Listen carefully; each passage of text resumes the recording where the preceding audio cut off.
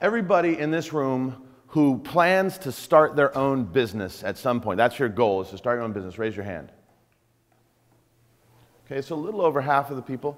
How many of you think you're within 2 years of being able, I mean, let's say you're a freshman, so I'll give you 4 years, I'll give you 5 years, right? If you're, depending on where you're at in school, within 5 years, you think you're ready to start your own business. Raise your hand.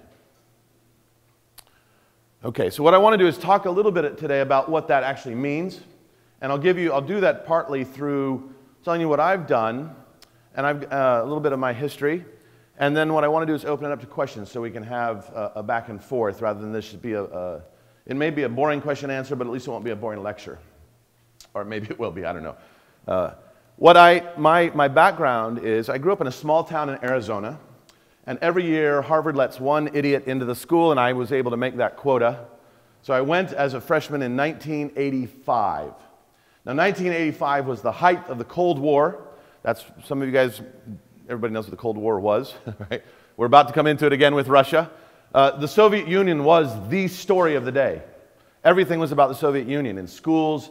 And as a younger kid, we would have debates about what a certain megaton bomb would actually do. Would it actually wipe out half the Earth? Or could it do, I mean, if Russia did all their bombs, we did all our bombs, what would happen? That was kind of the mindset. And so I believed that I wanted to be a Soviet studies specialist. I wanted to speak Russian and understand Russia so well that we had someone on our side that could fight them, because I knew they had people that spoke English so well that they could understand and infiltrate us. So that was kind of my goal. I even thought for a few seconds, and it was a stupid idea, that maybe I wanted to be a spy. But that was kind of my background. And I went to Harvard, and I thought, I'll study Russian, because they had some of the foremost Russian scholars in the world. And I want to tell you, now, here's one of the first things, as you think about being an entrepreneur, one of the first things you need to understand or listen to is that little voice. When I talk about this at Harvard, I don't call it the Holy Ghost. Here, I think it's one of the safe places where I can actually say that maybe. It's that voice that tells you to do something and you ignore it because you don't know how to listen to it. So I went through the Harvard course of studies, and I looked at it, and there were, look at all these Russian classes, and it's so interesting. I'd flip through, and I would get to the Japanese section of the course guide, all the courses you could take. And every time I got to the Japanese section, this little voice in my head said, you should study Japanese. No, that's stupid. That's not why I'm going to Harvard. I'm going here to study Russian. You should study Japanese. And it happened to me about 4 or 5 times. And at the time, I really didn't understand. I'd been taught my whole life. I was raised in church, but I didn't realize I was being guided. So, shockingly, guess where my mission call was? Japan. I forgot all my Russian. And just to show you that God has sort of a sense of humor and a running memory, my son was born in Japan. His freshman year, he's going to Utah State. His freshman year, he decided, because he was born in Japan, he sort of had this affinity for Japan. That's where he wanted to go on his mission. So he began to study Japanese. And you can guess today that he's in Moscow serving as a missionary. So one, God has a sense of humor. Number 2, he does prompt you. Listen to those. And number 3 about this, though, is I didn't study Japanese. I studied Russian. I ignored the prompting. God sent me to Japan anyway. So missing a prompting isn't the end of the world. It's just that I would have probably been a little bit better prepared had I listened to it. There are opportunities. It's not the end of the world if you miss them. But if you do listen to them, so much the better, right? So I went to Japan, studied Japanese, forgot all my Russian, came back, and I spent a couple of years in Japan. Spent a year, my junior year I spent in Japan. I became sort of deeply, deeply involved in Japanese and Japan and the society and the culture. I went there as a missionary for 2 years, and then I went back as a student for a year. And then immediately after graduation, I dashed home, convinced a girl from Arizona to marry me, and we went right to Japan.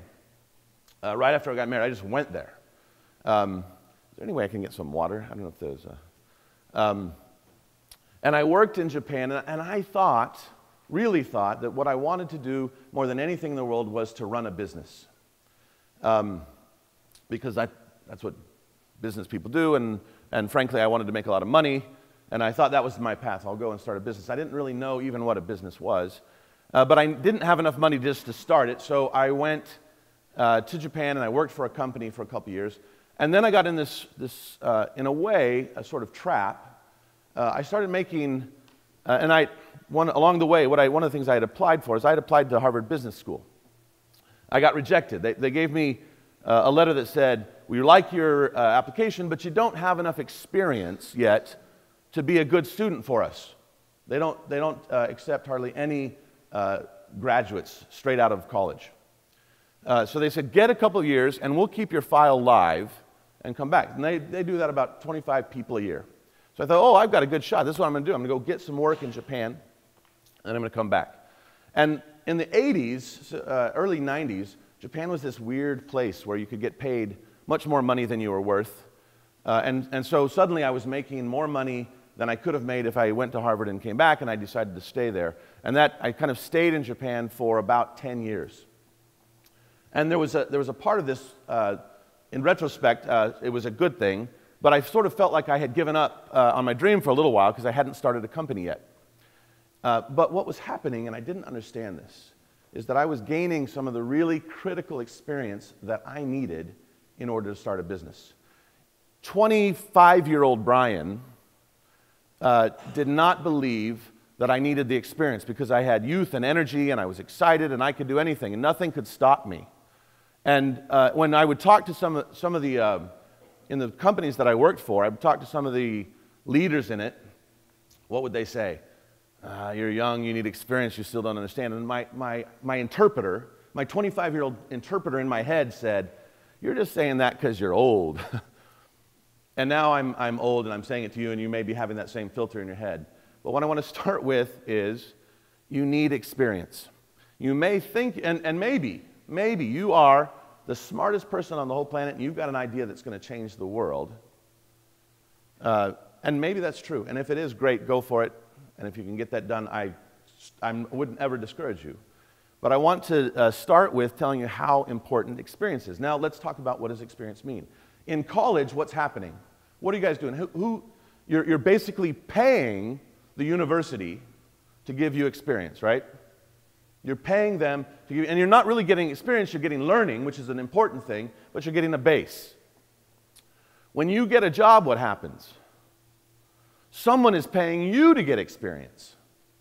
Oh, that's a beautiful thing, right? It flips the tables. Because when you go, frankly, when you go right out of college, right into a job, seldom are you as valuable as they're going to pay you the first year. They're paying you beyond what you're worth because their hope is you're going to be there long enough that you become more valuable than what they have to pay you, right? And if you're there long enough, what happens is, thank you very much. The trap becomes, I don't want to leave. So this is the entrepreneur's dilemma. How do I get the experience I need to be a good entrepreneur, to start a business, but not get trapped? And one of the things that happens as you get trapped, when you're 25, you don't care if you lose your job because there's another one down the road.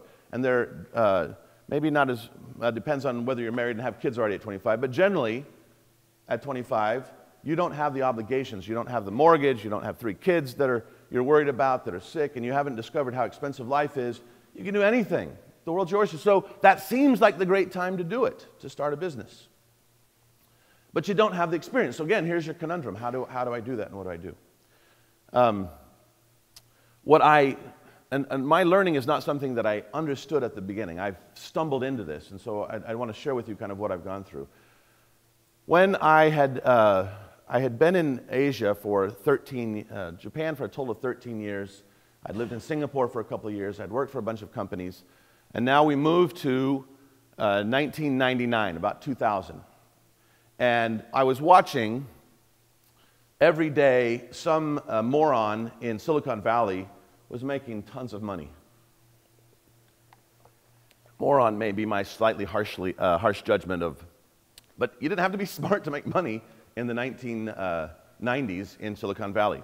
Any stupid idea would kind of get funded, and stupid money got spent on it, and all these guys were getting funded, and I thought, man, if stupid people could do it, and again, this is hashtag humble brag or whatever the thing is, I thought, well, surely I'm smarter than these guys, I can do it.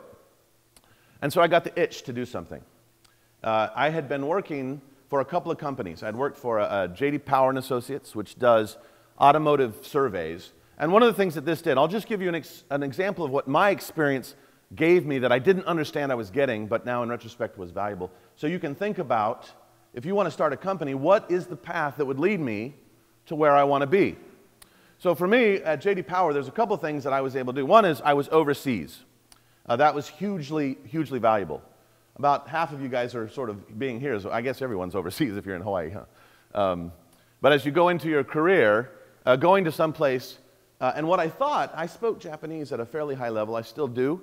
I thought my advantage was that I spoke Japanese. But in Japan, my advantage wasn't that I spoke Japanese. Japan has 200 million people that speak Japanese. They don't need another Japanese speaker and one that's not perfect. My advantage was that I spoke English. That was my advantage. I didn't understand that. I thought it was because I spoke Japanese. No, it was because I spoke English. So I had to understand what it is that I offered that was different.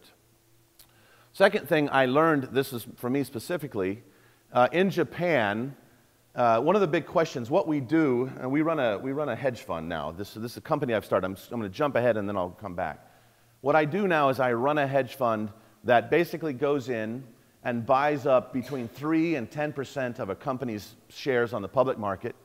And then I'm one of their biggest shareholders, and I go in and I talk to their CEO, and I try to get him to make change. Now, the biggest challenge with doing that in Japan is that Japanese CEOs are not incentivized by stock options. In the US, you go in and you say, hey, Mr. CEO, you're going to make $30 million if you do this. And he goes, all right, let's move people out of the way. In Japan, they'd say, oh, no. We don't worry about money.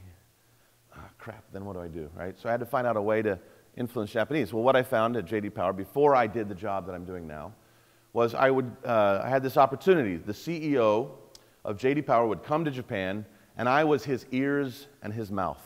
Everything that he said went in my ear and out my mouth in Japanese. And everything that the CEO of Toyota or the CEO of Nissan or the CEO of Honda said went in my ear in Japanese and out my mouth in English, right? And just a tiny bit would stick in my brain as it would go through.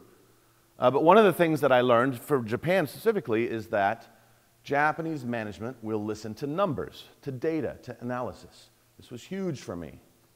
This is something that I think has a broader application, but for me in particular, it was how do you influence Japanese management? If you have analysis that they've never seen before, you suddenly have their attention. Something I learned there. Second thing was Mr. Power himself was, somebody asked me last night, I was talking a little bit more about my business. Someone asked me about mentors. Who was your mentors and how did you choose mentors and what do you do? What's your interaction with mentors? And I didn't go out and seek a mentor. I just had these predominantly they were men, who would say things to me at certain periods of time and it shaped my thinking. So for example, Mr. Power said to me, I was starry-eyed. I'm at 26, 27, I was meeting the CEOs of the car companies that were dominating the world. It was really, for me, that was a cool thing. I thought, oh, wow. And I wanted to be in the meetings with the CEOs. And Mr. Power saw that I was sort of starry-eyed about this. And he said, Brian, you don't understand. By the time you're in a position of power to do something, these guys are going to be retired or dead. They're useless to you. The people that you need to meet right now are not the CEOs. They're the guys that are your same age that are going to be the CEOs when you're in a position of power. I never thought of it that way. And it's true, all the guys that I knew. I have this at home, I have a massive box of business cards of men that no longer work for Mitsubishi or Toyota or Nissan or Honda or any of those companies.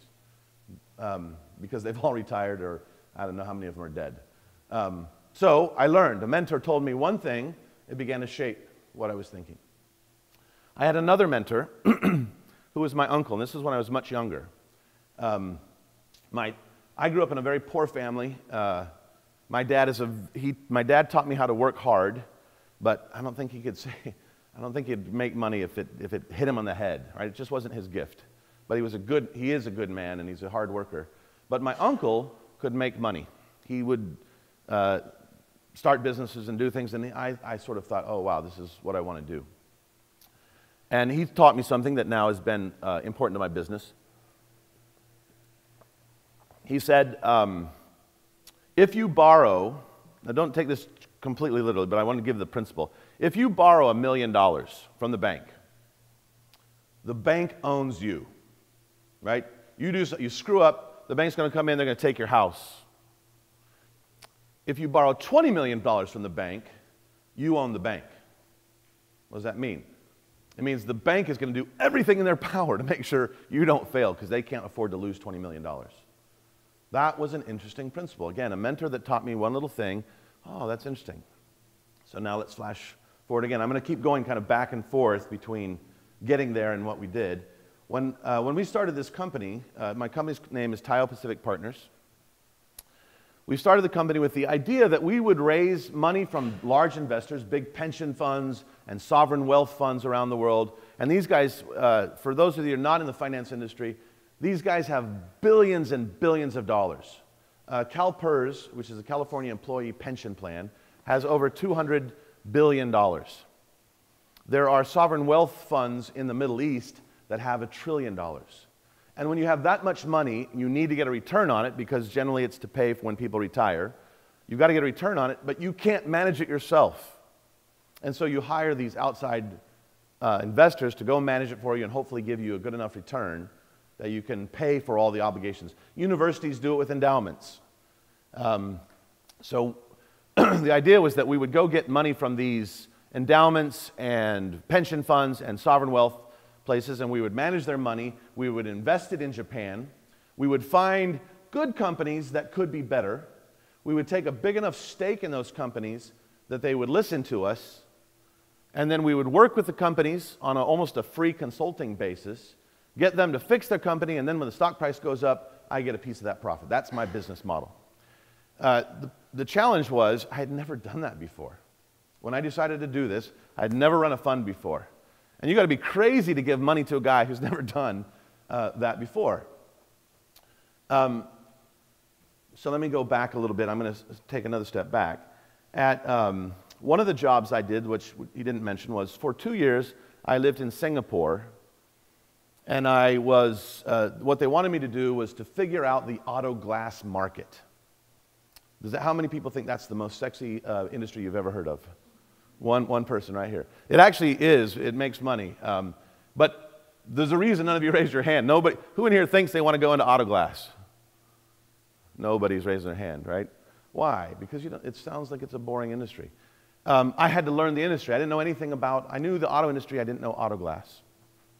So I had a boss that taught me, this is how, and this is something that's important if you're going to start a business, because this was really critical for me to start my own. My boss, he was sort of annoying and made me do, I don't know, if this presentation, if you saw the title of it, it says, whatever presentation, version 15. This is the 15th edition of this presentation I had my guys do before I put it together to present it. That's how many times I'm revising it. I had a boss that taught me that, and I hated it. But he also, it was a valuable thing. He also taught me, though, if you want to start a business, here's the secret to learn how to do the business. You go and you find everybody that services that business. Everybody, the tax accountants, the suppliers, the customers, everyone that services or somehow impacts the business that you want to start. And you talk to all of them. And you don't just talk to all of them, you talk to their competitors as well, and that's an important thing. So what I did with the auto glass is I first went to the accountants. I went to KPMG and Price Waterhouse and Deloitte in each of the countries, and I had to look at the markets for Indonesia and Malaysia and Singapore and Thailand and Taiwan. So I was going to all these countries, and I talked to the big three accounting firms, and I said, tell me everything, tell me everything you know about the auto industry. And they would get their, or the auto glass industry. They would get their specialist, and that person would teach me. And part of the reason that they would talk to me is I said, I'm going to start a business doing this, and I'm trying to figure out whether I want you as my accountant or not. So they taught me for free. It's brilliant. It's just, and as I realized this, what I then went to, and my boss said, well, now go to their competitor. So I went to their competitor, and their competitor taught me all that they knew, and there were conflicts in what they said. So then I'd go back and forth. Well, these guys said that, and they said that. And they began to teach me the industry. Well, yeah, they say that because this and this. And I began to see the industry in a way that some people didn't. And then I went to all the glass suppliers. I went to the Japanese glass suppliers. I went to the European glass suppliers. I visited all of them, and I asked about what were they charging, how often they did deliveries. I really began to understand the industry. And then I went to all the competitors, everybody that would be potentially a competitor. And I was telling them, I may want to do a business alliance with you. I'm looking at this industry. Some of them didn't want to talk to me, and some of them were happy to talk to me. Again, everyone began to teach me for free how to run this business. This is huge if you're going to start a business. This is for free. This is, people are willing to teach you if you ask them about the business. But you've got to do the thinking of, who is it that I want to talk to? So this auto glass company was hugely developmental for me. I learned all of these pieces. So when we decided to start this hedge fund, the first thing I did was call every vendor. I've skipped over the partner piece, and I'll come back and talk about that in a little bit. I began to call I called State Street and Northern Trust, everybody that services hedge funds, telling them I was going to start a fund, and they began to teach me. And then they would tell me things I didn't know and other vendors that I needed to know, and I just began calling. I just called everybody. Now, part of that is you can't be embarrassed. If you're going to be an entrepreneur, if you really think you're going to be an entrepreneur, you cannot be embarrassed. You have to talk to everybody. You have to not care if they think you're stupid. I would call people and I'd say, man, I'm going to ask you some really stupid questions because I just don't know. And when you put yourself in that place, people begin to teach you. If you call up and you're telling them, oh, I already know that, they don't want to tell you anything. You're smart. Like you already know everything, right? But if you say, I don't understand this, I need to learn it, I'm trying to understand, I'm at this base level, people will teach you. It's a huge part of running this. If you know everything, go ahead, you shouldn't be in class and you should go start your business. But people will teach you. So I did this with the business. And then what I found was that all my friends, as I started talking, I began to realize to do this, I needed to do it big. I couldn't do a fund with just a couple of dollars, because what I wanted to do is go in and influence Japanese management. How do you do that? What my friends that were in the business all said was, hey, you do a small fund, you just do a friends and family, $5 to $10 million, and do a concept fund, and then you'll prove that you can do it, and then you'll get the big money. Now, I had two problems with that.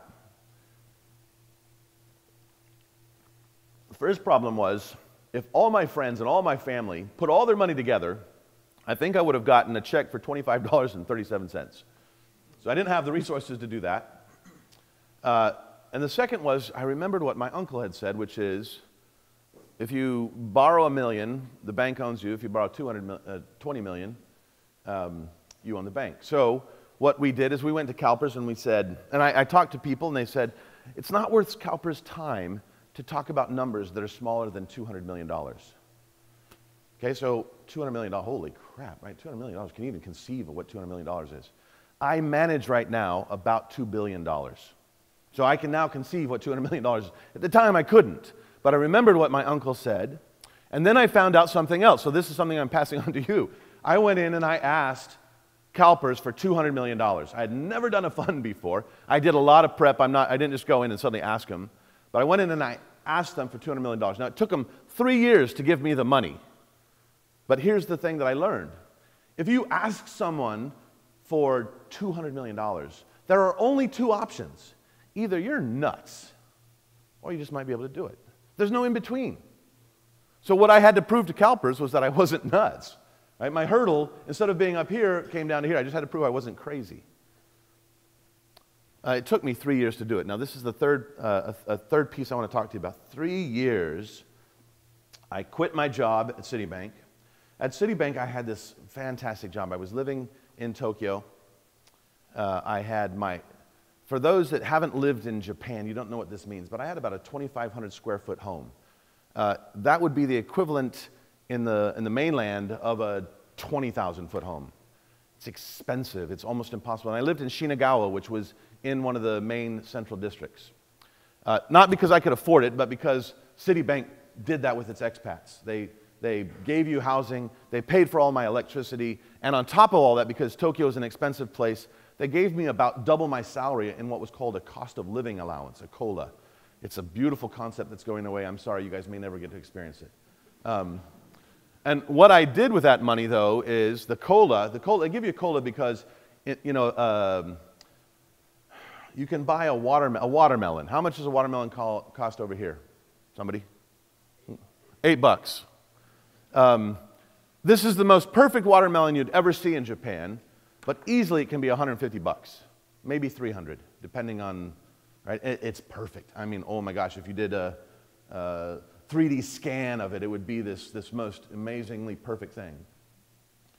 And strawberries, a box of strawberries, easily you'll drop $30, $40, right, for a box of strawberries. So it's an expense, it makes Hawaii seem cheap.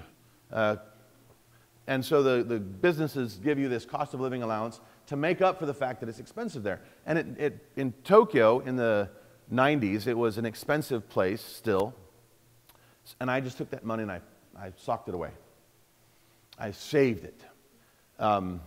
What I believed was that when I started my business, I believed I had about 18 months of living expenses saved up. This is an important point. I moved back to the States, had this idea, within 18 months we'll be up and we'll run a business. I began to talk with CalPERS about the idea. Someone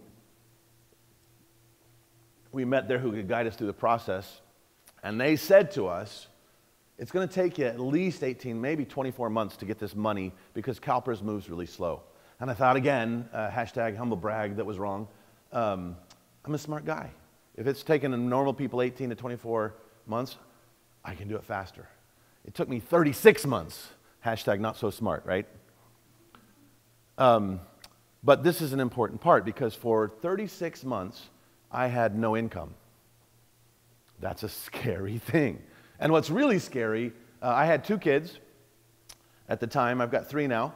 But at the time, it was the worst time of year was Christmas. I hated Christmas. Why did I hate Christmas? Because I had to buy crap for my kids. Not that I didn't love my kids, not that I didn't want to buy them stuff, but anything I spent on them at Christmas was going to hit how many months I could last before I ran out of money, before I had to go back and get a job.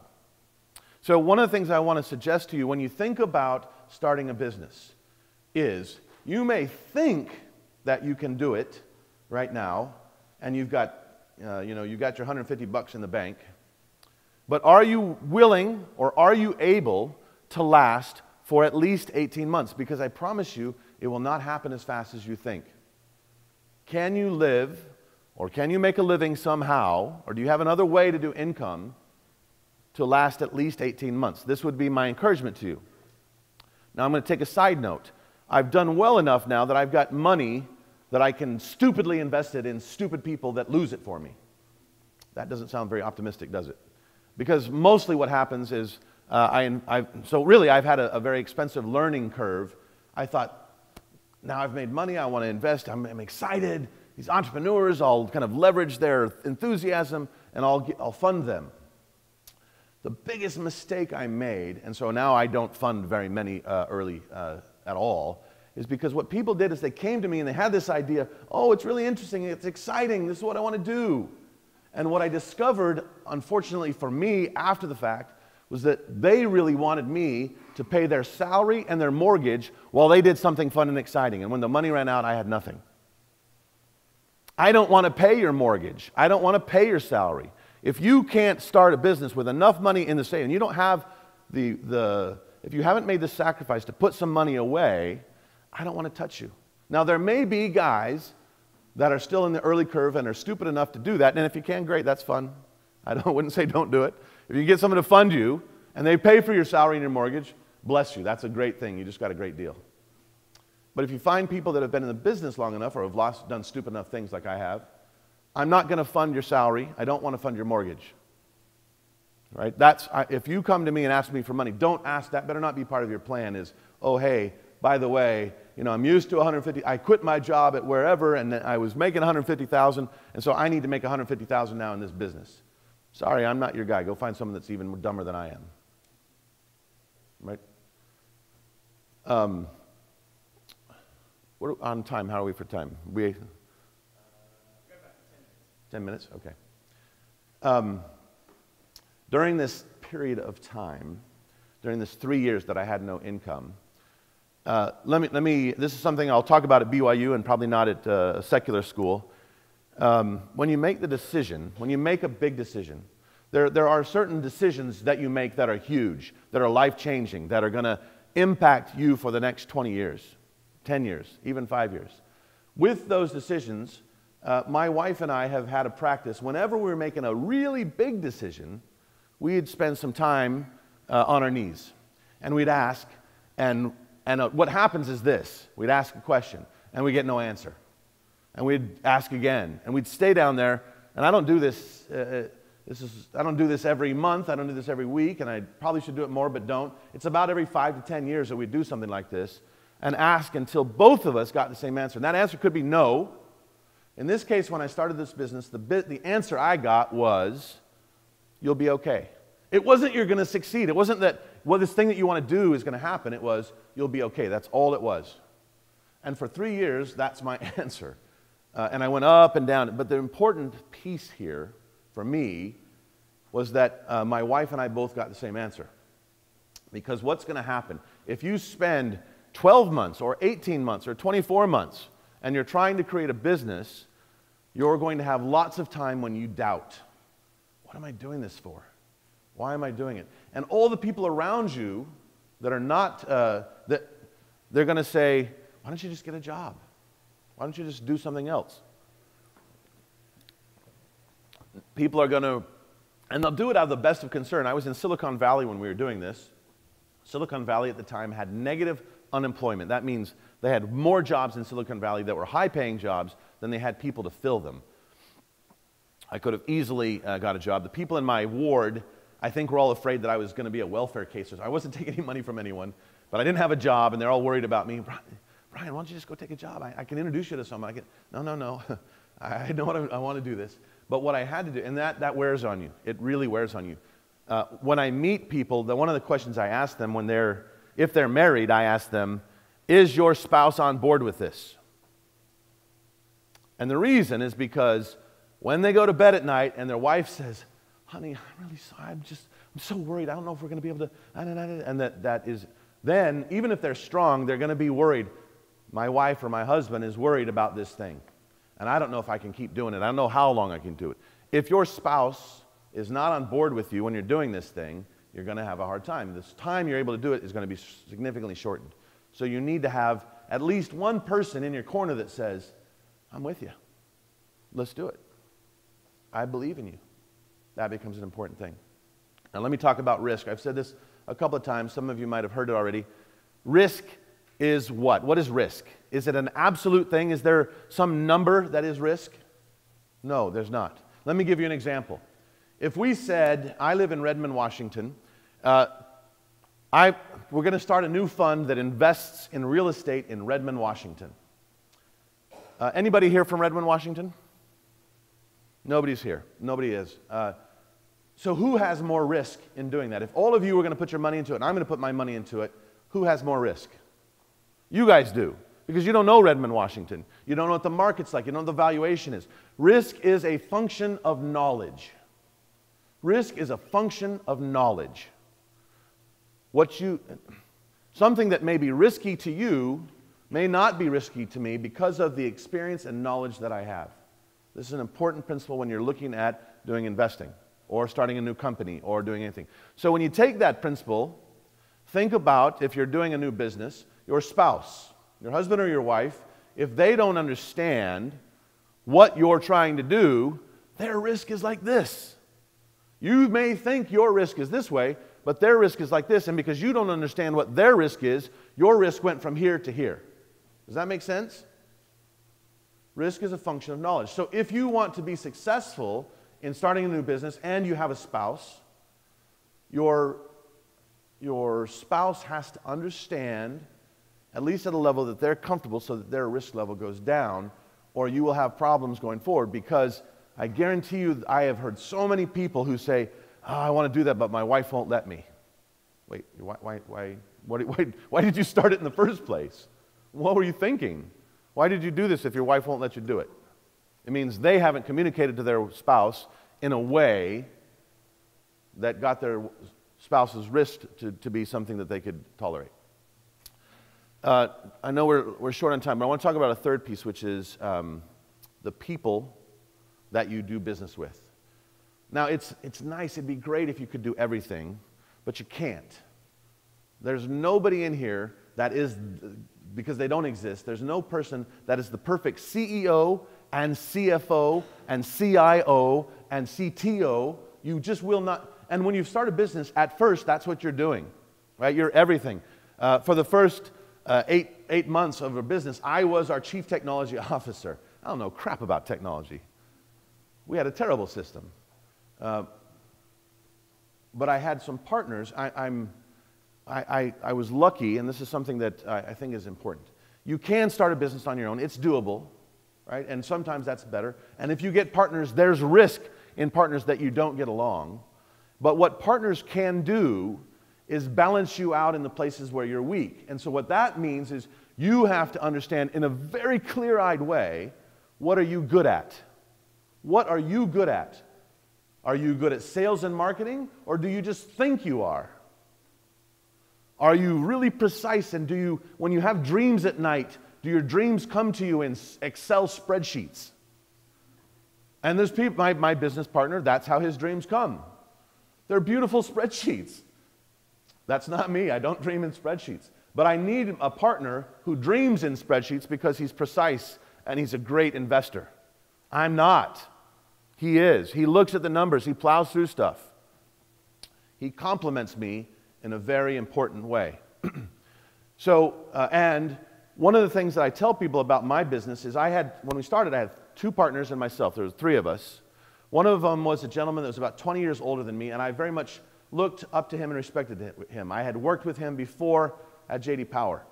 The other gentleman was a guy that had experience in the industry that we were doing, in investing. He had actually managed money. What I say to people is, they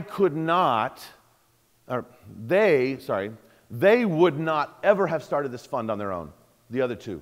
They were risk averse, meaning, in particular, in this case, they didn't like to do things that was outside of their comfort zone. Again, it was a function of knowledge. They didn't understand the area. They didn't want to do something like that. I had never done this before, and I said, let's go charging into it, right? I couldn't have done it without them because I needed their expertise and their knowledge and their experience. But they wouldn't have done it without me because they didn't have maybe the stupidity or the chutzpah to go into places that no one would go. Where do you fit in that spectrum? What are you like? What is your true nature? And don't fool, you have to be so honest with yourself, because if you're not a leader, then that's not the role you should seek to do, because you'll screw things up. It's hard. What do you think the hardest thing to do is for running a business? What's the hardest thing in a business? Anybody have any guesses? What's that? Keep running the business is an idea. Be a leader is an idea. Say that again. Making a decision. That's a good one. That's an important one. That's maybe number 2. Anybody else have any guesses? What's that? To believe, yeah, but that'll be in you, right? This is really running a business. The hardest thing. Go ahead. To be the CEO? No, but it's a good idea. Yeah, it's a hard part, but dealing with people, and more specifically, firing people. It sucks. Now, if someone is dishonest, it's easy to fire them, right? Someone cheats, they steal from you, they do something dishonest, get his butt out of here, right? And don't let the door hit you on the backside. What's hard is to fire people that are really good people. You like them, you'd hang out with them at a barbecue, but they suck at their job. They'll never, and you've given them lots of chances, and they're never going to get there. When you fire that person, you're firing a good person. You're firing someone who has a husband or a wife that depends on the income that you've been providing them through their services. You have someone who's a mom or dad who's going to feel crappy about themselves because you just let them go. And they're going to go home and they're going to face their kids and they're going to feel like a loser because they just lost their job. When that sinks into you, when you're firing someone and they start crying in your office, I'm just making this up, I've never seen this before. When they start crying in your office and you realize what you're doing there, but you know that there's no happiness with them, they're not going to succeed in your business, in your company. That's a hard thing. Are you cut out to do that? Are you the one that can do that? And if you're not, if you can't do that, you better have a partner that can, or your business is going to be full of sucky people. A second thing about people, and then we've got 15 minutes left. This is something that as you're getting experience along the way, one of the things I would suggest to you, there's two parts to, before you start your own business, get experience, work for someone. When you work for someone, what you first do, when you first get your job, when you're the low guy on the totem pole, the most important thing you can do is be busy. That's kind of what the culture of most companies is. Be busy. Oh, I'm working hard, and I got to show that I'm busy. Unless you work for a union job, and then it's don't be busy. That was a little political there, so if you can forgive me for that. Be busy. What happens, though, is as people are busy, then they go up the next step, and they become a manager, right? You're busy. You're so busy that people, they go, oh, this person's great. Let's promote them to a manager because they're busy. And then you're a manager, and you've got to manage people. And they haven't taught you how to manage people. You were good at being busy, so we're going to promote you. And now you're a manager, and you think, well, if being busy got me here, being even busier must be what I need to do. Right? So people that are managers, they're busy. They're busy. They're just doing stuff all the time. They're busy. They suck at managing. Because what they haven't done is they haven't sat down, and this is the first thing when you learn to manage, is sit down and take time to think. And it's okay sometimes to sit at your desk and plan. Not watch YouTube videos and figure out which the coolest meme is, but sit down and think about what you're trying to do. How you're going to make your business better or your area better. You've got to learn to think. Okay? This is a skill you must have if you're going to be an entrepreneur, and you can only learn it in someone else's business, or you can painfully learn it in your own business, but you'll fail a lot of times. The second part of it is this. Don't hire people that are stupider than you are. Most of the world hires people that are stupider than they are. Yes, I use the word stupider, and I did go to school in the East Coast.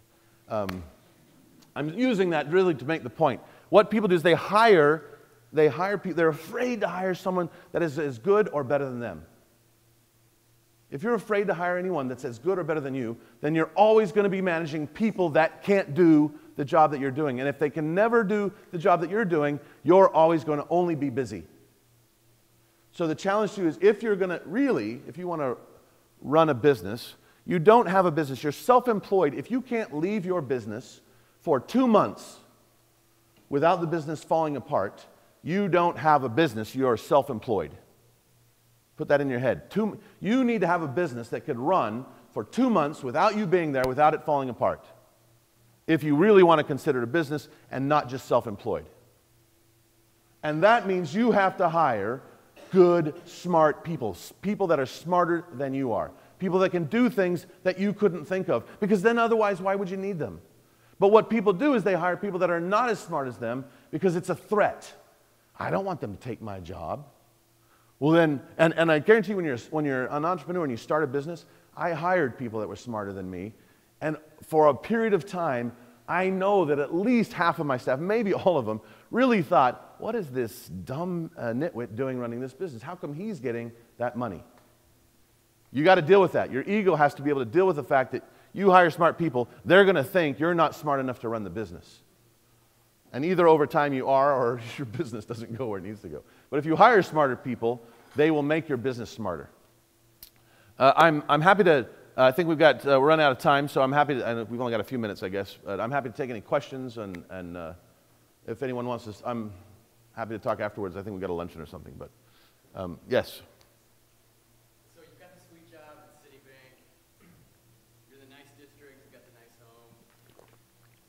What was the burning reason to leave and go start your own? Because I wanted to start a business, and I thought morons were doing it. If I'm at least better than a moron, maybe I've got a good chance. That was kind of, I had this drive, but that was really, it was that simple, right? It was just, now's the time. I don't know if I was really prepared, but with about 10 years of work experience, it was what I needed to be able to do it.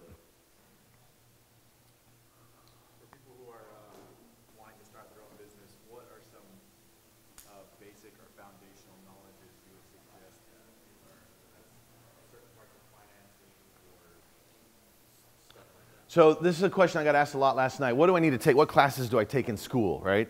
It really depends on who you are and what you want to do, right? So I'd go back to, first of all, what part of the business are you going to do? Are you the leader, are you the dynamic leader, or are you the finance guy that dreams in spreadsheets? If you dream in spreadsheets, get an MBA, right? Learn all the technical things there. If you love law, get a law degree. Probably not going to be a very good businessman, right? If you love law. If you're a businessman and you love business, don't get a law degree. Oh, I got to get a law degree, or I got to get an accounting degree. That's what people do because they think that's the path. If you love accounting, if you go into your closet and all your shoes are organized by shades of color and your clothes are all perfectly lined up by color and your room is this immaculate place and everything you do is precise and you don't like things out of place and you want to go into accounting, you're probably a good fit. If your desk looks like my desk, do not touch accounting. You're going to hate it. Right? I mean, you won't. So there's not an answer to that other than you have to understand yourself. What do you want to do? I would suggest that experience and internships are the biggest thing that you can do right now. Get a base understanding, sure. But during your summers, cover the world with applications for internships. Get people to pay you to learn, right? That's the most important thing you can do now. Because that'll be the valuable thing that helps you with starting your business, is getting other people to pay you to learn. Any other questions? When you first started your business, how long did it take you to actually get it up and running? 36 months. I didn't get a salary for 36 months. So I was hoping for 18. And I think 18 is a good benchmark. If you can last 18, generally you may be able to get it going. But plan on it taking longer. It's not going to be 6 months. I mean, if you're selling lemonade tomorrow, then maybe. But to really run a business, it's going to take longer. What were you doing in the meantime during that 36 months? Were you being busy working on the business? I was. There was a couple of things that I did. I did have a little income because I went out and did some consulting during that time for a bank in Japan. But one of the things that I was primarily doing was putting together the framework and the thought process and the information we needed to convince the investor that they should give us the money. So, for example, a lot of the board members didn't understand Japan. I had a whole bunch of frequent flyer miles and hotel frequent miles, and I used those to go back and forth to Japan, and I met with everybody I could to talk about this and to gather information. And I put together a book about this thick to give to CalPERS that was, there was a summary and then a ton of data about this is what the Japanese market is, and here's what the stocks look like, and here's what the insurance companies are doing, and here's a survey of investors, and here's what they're looking at. And that was the kind of things that I was doing, was just feeding them constant information. I was doing a constant marketing with my potential investor. Other questions? So I feel like when you're starting a business, there's a lot of things that are unknowns, like whether it's taxes or shipping costs or accounting costs, all these different things. For you, when you started your business, did you kind of just learn as you went, or is it a lot asking people specifically or personal research? Like, how did you find out? I did both. So there's a lot of costs, a lot of unknowns when you start a business was the question, how did you learn that? But what I said at the front is what I did, right? I went to everybody that serviced the industry that I wanted to do, and I talked to all of them and their competitors. They'll teach you for free. You want to learn shipping costs? Call 5 shipping companies. This is what I'm doing. What's this? Who should I talk to? Who are your? And they'll start telling you things. They'll let something slip, and they'll go, oh, wait, what was that? Oh, there's an agent in China that handles this. Oh, okay. Do you have a contact for them? Let me call them. And I would daisy chain into find things, right? People will teach you for free. If you really want to and are not afraid to get on the phone, all those questions, you can get really close on a lot of them. And when you go to pitch your idea to an investor, an angel investor or someone, if you don't have the answers to those questions, they don't want to talk to you. If you say, well, we're going to ship this, and they say, well, what's your shipping cost? And you go, well, I don't know yet. They're in their mind, they've gone, okay, I've just wasted the rest of this time I'm going to spend with this person. Right? Is it better to talk to people or just text? Always talk. Texting sucks. I mean, yes, I know you get a response with texting, but texting is the source of so much miscommunication. It can sound arrogant when I'll give you one. This is my business partner sent me an email one time, and I read it, and I was so mad, I was ready to tear his throat out. We got in a room, I was going after him, he said, "Nuh-uh, I said this," and he said, "Read my letter." So I read his letter, but I read his letter with the tone that I heard it in my head. Right? He said something, and he was saying it in a very soft tone in his mind. In my mind, I read it as ripping on me, and I read it in a rude tone. And same words, completely different, right? So I'm using an extreme example, but the problem with texting I mean, emails can be an introduction, but talk to people on the phone. This is a skill that is lost. It's an important skill. You learn nuances. You find out, are they just blowing me off, or are they serious about it? I think, I mean, of course you still use email, but talk to people. Talk to them, because you'll hear things you would never get by email. Hang on him and then. You have a great job, right? What makes you decide? I have a what? You have a great job in Japan. Yes. What makes you decide to leave those jobs? Well, what makes you decide to leave a job ever? I thought I could do something that would be more fun and make more money. Right? It was a risk trade-off that I was thinking. I can stay here in Japan forever doing this, but I think I could do something more exciting and more interesting and make more money if I start my own business. And that was the risk that I was willing to trade off at that point. What were some of the strengths for you that you were able to offer your partnership? Like, where do you feel like you fit in? I don't stand still when I present. That sounds like, oh, that's a silly skill. But I'm a dynamic personality, right? I was willing to take risk. I was willing to go out and make the pitch. When it came to one of the things, if you're asking someone for $200 million, you better believe in your soul that you can do it, and that has to come through. You can't be like, oh, it would be nice. You know, I know it's kind of silly, but you know, 200 million, would that be okay? Right? You can't. That's not what you're doing, right? You got to believe that you can do $200 million. That's my personality. That's what I offered them, and my partners recognized it. We're equal partners. We make all our decisions the same. I got the title of CEO because I was going to take that front man role. Right? That was part of what I was doing.